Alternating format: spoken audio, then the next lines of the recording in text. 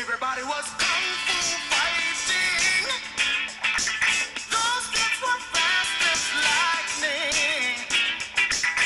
In fact, it was a little bit frightening, but they fought with expert timing. There were funky Chinamen from funky Chinatown. They were chopping them up, they were chopping them down. It's an ancient Chinese art, and everybody knew their part. From a fainting. Bruce Lee was an international star. No one before him brought such amazing charisma and martial arts choreography to the screen. In just 3 years, he had gone from being a sidekick of a hero in Green Hornet TV series to a hero in his own right, gaining stardom virtually overnight with his first 3 Asian feature films, The Big Boss, Fist of Fury, and Way of the Dragon. The success Bruce gained from these films secured his place in Hong Kong cinema history, but Bruce only took these roles because of his stellar acting career in the US. As it turned out, these roles would be instrumental in his goal of appearing in a major US production. While working on his latest film, Game of Death, Bruce was offered the role in Enter the Dragon. Bruce stopped production on the Game of Death and put all his efforts into making Enter the Dragon. This feature was the first joint venture between a US and Asian film company, Warner Brothers and Golden Harvest Studios respectively. Filming took place mostly in Hong Kong, showcasing the city to an international audience, which was difficult because of the limited release of Hong Kong motion pictures outside of Asia. The best example of this is the main title sequence, featuring a terrific score by Lalo Schifrin, the composer for the film.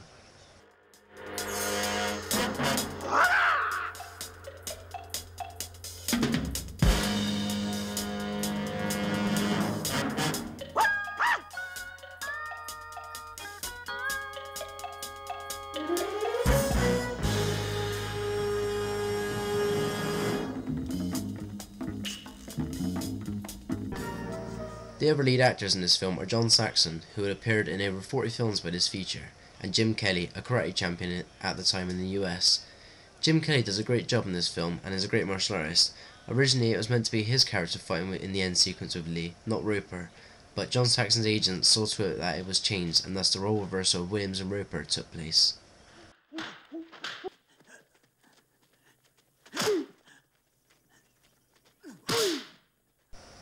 The plot of this film is about 3 men, Lee played by Bruce Lee, Roper played by John Saxon, and Williams played by Jim Kelly, who all get invited to a tournament held by a man named Han.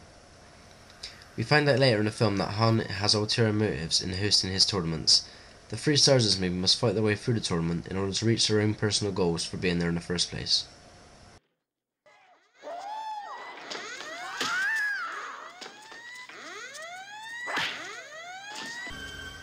It's a basic plot, and if you watch the film you'll see what I mean.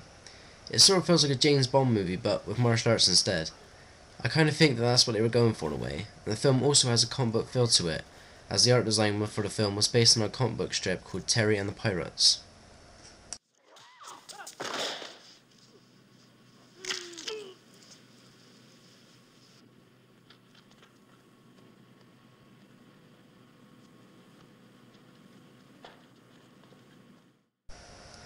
The acting in this movie is okay, it's nothing Oscar winning, and the dialogue isn't that deep or emotional.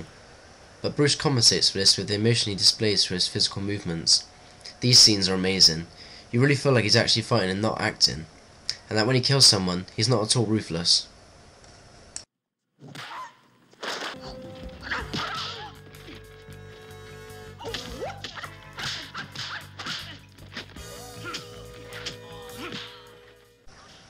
This film is the reason why Kung Fu became popular in the United States and across the world. Its legacy stretches far beyond its original release date of 1973, and was recently added to the National Film Registry of the US. It continues to wow audiences with its well-choreographed fight scenes, and really showcases Bruce Lee's fighting prowess and his personal philosophies.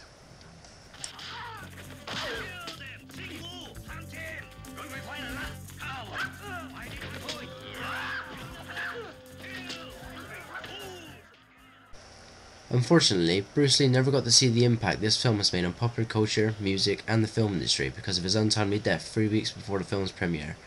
Bruce had many plans for new films he wanted to make, and his halted project Game of Death would never be completed until 5 years after his death by director of Enter the Dragon, Robert Klaus.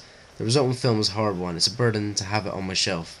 It's very disrespectful and they lower the tone in every way.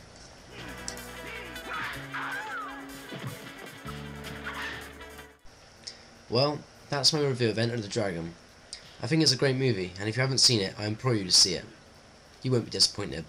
In my opinion, it's Bruce's greatest film, but I also recommend you check out his other movies, The Big Boss, Fist of Fury, and Way of the Dragon.